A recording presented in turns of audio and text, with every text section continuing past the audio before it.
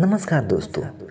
आज का वीडियो उन सभी के लिए है जो भगवान के अस्तित्व पर सवाल उठाते हैं या उन्हें मानने से इनकार करते हैं। क्या भगवान है? अगर है तो वह दिखाई क्यों नहीं देते? क्या भगवान का होना सिर्फ एक धारणा है? इन सवालों का जवाब हम भगवान श्री कृष्ण के उपदेशों और भगवत गीता की गहरी शिक्षाओं के माध्यम से समझने का प्रयास करेंगे। क्या भगवान का अस्तित्व है? भगवत गीता के अनुसार भगवान न केवल इस सृष्टि के रचयिता हैं, बल्कि वह इस सृष्टि के कण कण में मौजूद है। हे अर्जुन, मैं हर जीव के हृदय में विद्यमान हूँ। मैं ही ज्ञान, स्मरण और विस्मरण का स्रोत हूँ।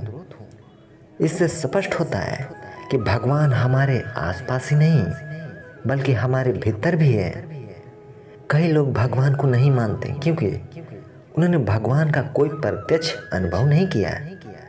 वे सोचते हैं कि जो दिखाई नहीं देता वो अस्तित्व में नहीं हो सकता। कुछ लोग यह कहते हैं, अगर भगवान है तो संसार में दुख और अन्याय क्यों है? इस सवाल का उत्तर श्री कृष्ण ने गीता में दिया है। आधुनिक युग में लोग भगवान से अधिक विज्ञान और तर्क में विश्वास करते हैं। उन्हें लगता है कि हर चीज को प्रमाणित करना जरूरी है। श्री कृष्ण ने भगवत गीता में भगवान के महत्व को स्पष्ट किया है। भगवान ही सृष्टि के रचयिता है। श्री कृष्ण कहते हैं, मैं ही इस पूरी सृष्टि का मूल हूँ। यह सब मुझसे उत्पन्न हुआ है। यह दिखाता है कि भगवान के बिना संसार की कल्पना नहीं की जा सकती। भगवान हर जगह है। श्री कृष्ण कहते हैं, मैं जल में स्वाद, सूर्य और चंद्रमा में प्रकाश और हर प्राणी का जीवन का आधार हूँ। जो लोग भगवान को नहीं मानते, उन्हें यह समझना चाहिए कि भगवान केवल मंदिर या मूर्ति तक सीमित नहीं है। भगवान कर्म के आधार पर फल देते हैं। श्री कृष्ण कहते हैं, हर व्यक्ति को उसके कर्मों के अनुसार फल मिलता है। भगवान किसी के साथ अन्याय नहीं करते। भगवान को न मानने वालों के लिए गीता का संदेश अनुभव के बिना निष्कर्ष पर न पहुंचे। श्री कृष्ण कहते हैं, जो मुझे पहचानने का प्रयास करता है वह सच्चे सुख का अनुभव करता है। भगवान को महसूस करने के लिए हमें ध्यान और भक्ति का सहारा लेना चाहिए। भगवान विज्ञान से परे है। गीता में लिखा है, भगवान को तर्क और प्रमाण से समझना कठिन है। वे केवल भक्ति और विश्वास से प्राप्त होते हैं। विज्ञान भौतिक चीजों को समझा सकता है, लेकिन भगवान आध्यात्मिक अनुभव है। श्री कृष्ण ने कहा है, कर्म ही पूजा है। जो लोग भगवान को नहीं मानते, उन्हें अपने कर्मों में ईमानदारी और सत्यता लानी चाहिए। यही भगवान की सच्ची पहचान है। एक नाविक ने एक वैज्ञानिक से पूछा, क्या आप भगवान को मानते हैं?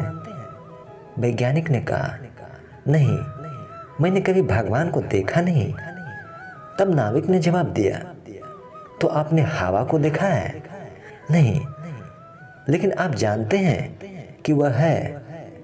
यह कहानी सिखाती है कि भगवान को महसूस किया जा सकता है, भले ही वे हमारे आंखों से दिखाई न दे।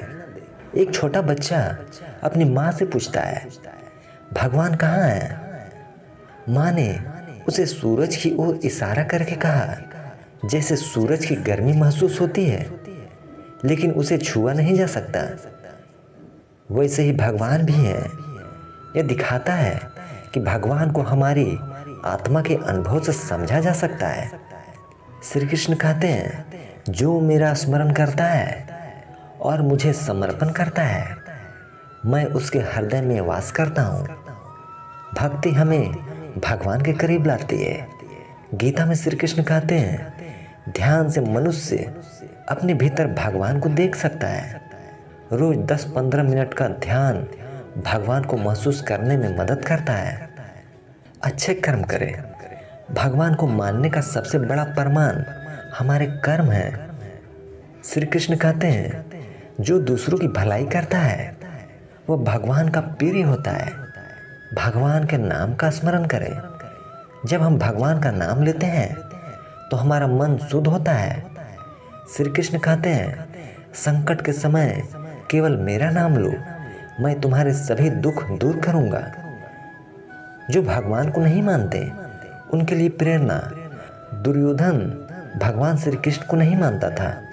उसने सोचा कि वह अपनी शक्ति और धन से सब कुछ हासिल कर सकता है, लेकिन अंत में उसकी हार इस बात का प्रमाण था कि भगवान सत्य और धर्म के साथ है। अर्जुन ने अपनी परेशानियों में हमेशा भगवान श्री कृष्ण का सहारा लिया। उन्होंने गीता के उपदेशों का आत्मसात किया और धर्म के मार्ग पर चले। इससे यह सीख मिलती है कि भगवान पर विश्वास करने से हमारी कठिनाइयाँ कम हो सकती है। जब हम भगवान को नहीं मानते तो हमारा मन भौतिक सुखों में फंस जाता है। इससे हमें अस्थायी सुख नहीं मिलता, जीवन का उद्देश्य खो जाता है। श्री कृष्ण कहते हैं कि भगवान को पहचानने वाला व्यक्ति ही सच्चे सुख का अनुभव करता है। भगवान पर विश्वास हमें जीवन के उद्देश्य को बोध कराता है। भगवान को न मानने का मतलब यह नहीं कि हमारे कर्म का फल हमें नहीं मिलेगा। श्री कृष्ण कहते हैं कर्म का नियम अटल है। दोस्तों, भगवान को मानना या ना मानना हमारी व्यक्तिगत सोच पर निर्भर है, लेकिन भगवान को महसूस करने के लिए हमें भक्ति, ध्यान और अच्छे कर्मों का सहारा लेना चाहिए। श्री कृष्ण कहते हैं जो भी मेरी शरण में आता है मैं उसे हर दुख और संकट से मुक्त कर देता हूँ।